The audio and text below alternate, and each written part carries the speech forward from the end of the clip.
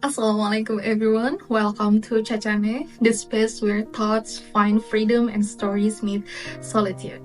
This is my very first podcast episode and I'm not here to impress, I'm here to be honest. What is it like to be a Muslim Indonesian female student doing a master's degree in Turkey?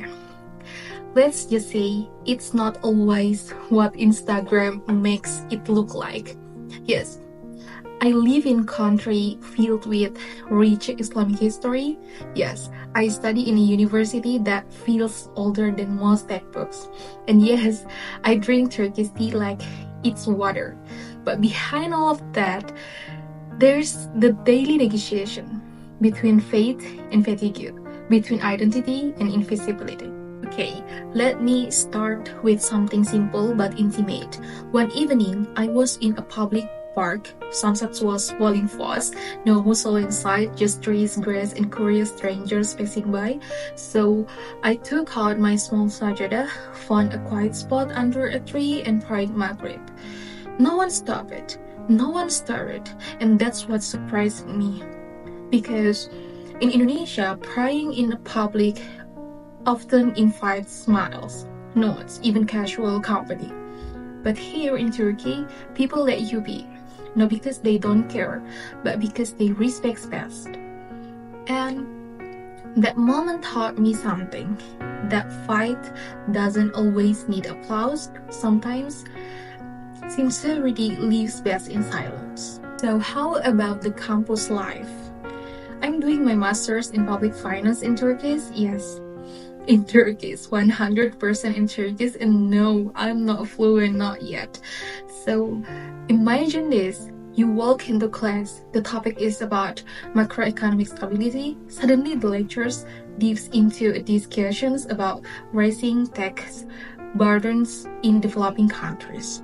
And I raise my hand, I try to explain in Turkish about the recent tax reforms in Indonesia and how they affect the informal economy.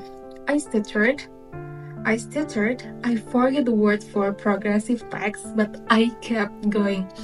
And after class, one Turkish friend said, I never know your country had such complex tax issues. And that's when I realized studying abroad is not just about learning, it's about representing, about bringing your own country into the room, even when your accent walks in first. But that representation, it comes with weight. Here, I'm not just Chane. I'm often the hijabi foreigner, the one people cannot quiet place. Arab, Pakistani, refugee.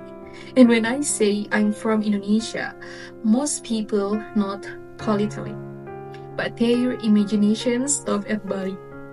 So I start from scratch every single time, explaining that Indonesia is Muslim majority, that we have pesantren, Islamic boarding school, that we have hijabi ministers and women scholars. And in doing that, I discover myself more deeply. Living here forced me to become both student and storyteller.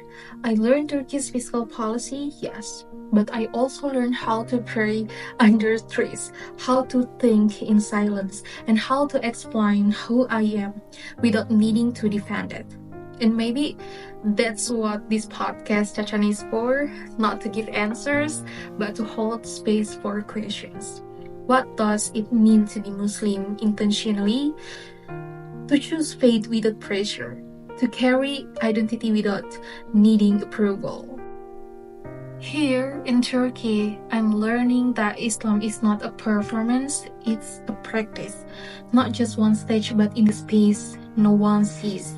So, if you have ever felt like you live in between languages, in between cultures, or in between who you were and who you are becoming, yeah, this podcast is for you. Let's wander wisely. Thank you for watching. Assalamualaikum.